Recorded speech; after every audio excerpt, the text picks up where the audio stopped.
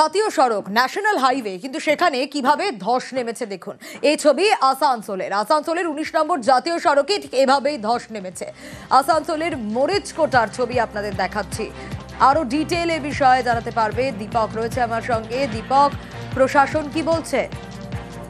ইতিমধ্যে ঘটনাস্থলে জাতীয় সড়ক কর্তৃপক্ষ পৌঁছেছে এবং কি কারণে এই ধস নেমেছে তা কিন্তু জানার চেষ্টা চালাচ্ছে।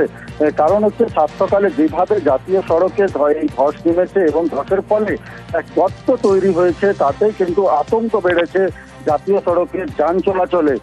কারণ হচ্ছে কি, এই গুরুত্বপূর্ণ জাতীয় সড়ক, এই জাতীয় সড়কে দিল্লির সঙ্গে কলকাতার সংযোগকারী রাস্তা এবং কলকাতা থেকে দিল্লিগামী অর্থাৎ আসানসোল থেকে ধানবাদগামী যে লেন আছে সেই লেনে এই ধস নেমেছে।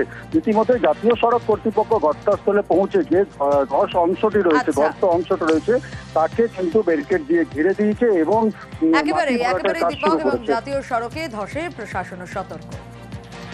হঠাৎ পাবলিকের মারফত বা পুলিশের মারফত খবর পায় এখানে ধস নেমে যায়।